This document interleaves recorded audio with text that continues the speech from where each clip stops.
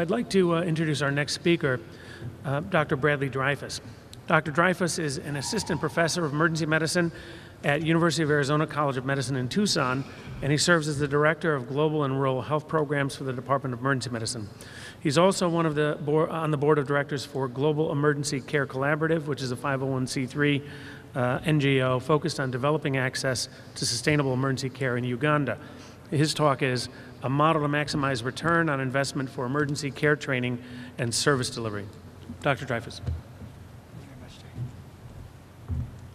Good afternoon and thank you. I'm going to just take a gratuitous moment to ask how many people in the audience are not physicians?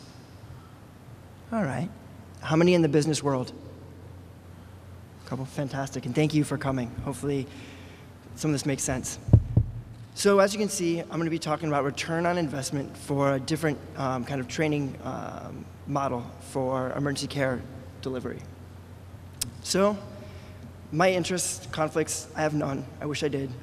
My objective is to convince you that increasing access to crucial emergency care services is necessary and has a large return on investment for long-term health security and economic growth.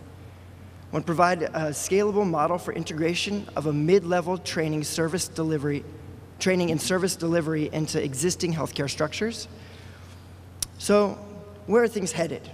Right now, Sub-Saharan Africa and Africa in general is being considered the place for the next big boom.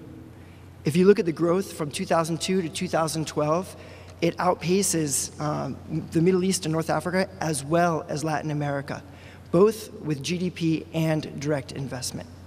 For those of you in business, I want to ask and have you speak up. What are your concerns about the threats? What are the threats you see to growth in this setting? Just throw out a couple, please.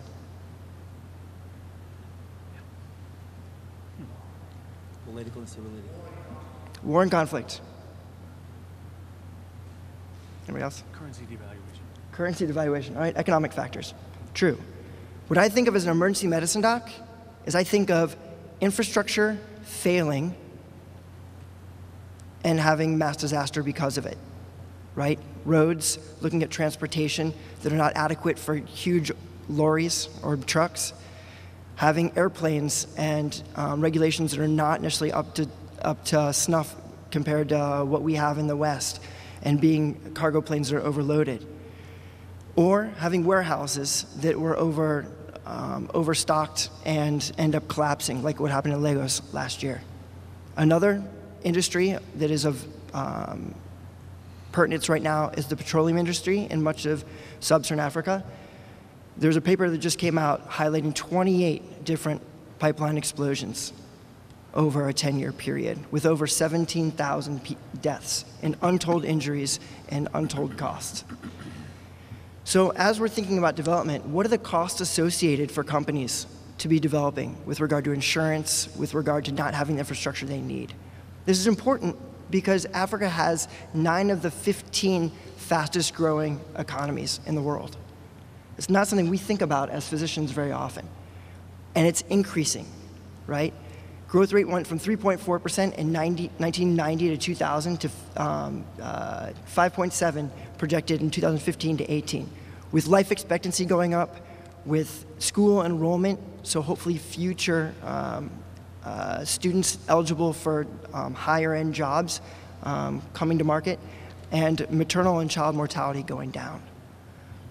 So investment banks have taken notice, and the African Development Bank has a private equity arm, and they actually have some fantastic documents out there that outline their activities and what they're thinking is important. And they're really focusing on the developing middle class, right?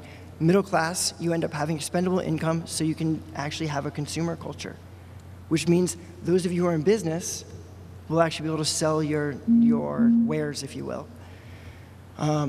There's also been large investment in higher education, particularly for healthcare, because we're so far behind as far as having healthcare capacity. So, Terry, thank you very much for your thought about mangroves yesterday and the metaphor for emergency care. It's fantastic, right? It's a barrier. It's a barrier for all the inland structures, right? Hurricane Sandy, if New York had a bunch of mangroves, there wouldn't be billions and billions worth of damage. The surge would have been taken care of. In the same way, emergency care serves that purpose for a disaster, whether it be biologic, like Ebola, with your surveillance that you would end up having and treatment, or whether it be an earthquake, where you could actually distribute your injured amongst a system of emergency departments. Emergency departments are also great training grounds and serve a very, very important purpose for surveillance prevention as well. So to say acute care is a keystone is an understatement, holding the whole bridge up, and the bridge being the health system. Acute care is diverse. I will not go around the whole slate of services, but it's not just one part. So it functions on an economy of scale. Once people are there and the lights are on, it doesn't matter if we have 4 patients or 100 patients. It still costs the same for the system. It increases health security for disaster preparedness, like I mentioned, as well as injury surveillance prevention, and it reduces the industrial development costs and decreasing the magnitude of risk. Thinking about owning a business in a place where you have healthcare facilities nearby or where you don't in agriculture, your insurance risks are going to be lower where you do have healthcare services. And it buffers the impact and the downsides of people having expendable income with regard to road traffic crashes as well as non-communicable disease. So who can we train? Dr. Bean brought up the slide very aptly, thank you, that really describes the fact that there is very little in the way of physician bandwidth, if you will, for specialty and acute care. And even if there are physicians, they're in the urban areas, 80% of them. So the answer is task shifting. Sub-Saharan Africa, as we know, has 25% of the global burden of disease and 3% of the healthcare workforce. There's a huge shortage, which is concentrated in a small number of countries. And so the WHO in 2008 described task shifting to involve rational distribution of health worker teams, of tasks among health worker teams. Specific tasks are moved, where appropriate, from highly qualified workers to health workers with shorter training to make the whole system more efficient. So a case study is Global Emergency Care Collaborative, which operates out of Uganda, founded in 2007. And we work with local partners and train local staff to be mid-level providers. So essentially we use the pyramid of care focusing in the middle with the mid-level providers, also providing education to the physicians and the community members. So the reality is we're going to need to have emergency physicians trained, residency trained to build this system to oversee. But then we're also going to have emergency care practitioners who are going to be working in the rural areas where we are not currently having any providers. So the course itself is 2 years. First year is both classroom and in-service training, very similar to an American residency program. It's symptom-based. Didactics, 40 to 50 hours per week of work, patient logs. We have both ultrasound and simulation built in, and the ECPs function independently. So just some pictures of our different parts of the program. We've been collecting data. We have over 30,000 patient visits worth, including injury surveillance, disease surveillance.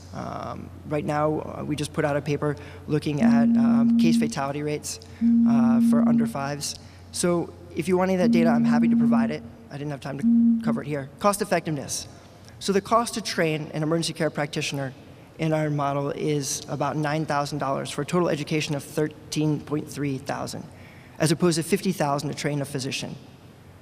If each is seeing 30,000 patients over a career, which is reasonable, the ECPs are less than $0.50 per patient. That's just for the training, and they're cheaper to employ. And you don't worry about the brain drain because they're locally licensed, not worry about them leaving. So over the next 12 to 24 months, we're expanding to a second site, which is a government hospital. We're going to be training 25 new ECPs. We're looking for funding to complete a randomized controlled trial. We have before and after for the second rollout site, but we're actively looking for funding to essentially put the nail in the coffin of the argument that acute care is too expensive. We're collaborating with the physician training program, and we're working directly with the Ministry of Health and of several universities so we can extricate ourselves. There's built-in obsolescence for us as Westerners helping facilitate this. So looking at scaling up, 80 districts, 1 national hospital, 11 referral hospitals, to staff 24/7, 365, all of them, is 423 ECPs.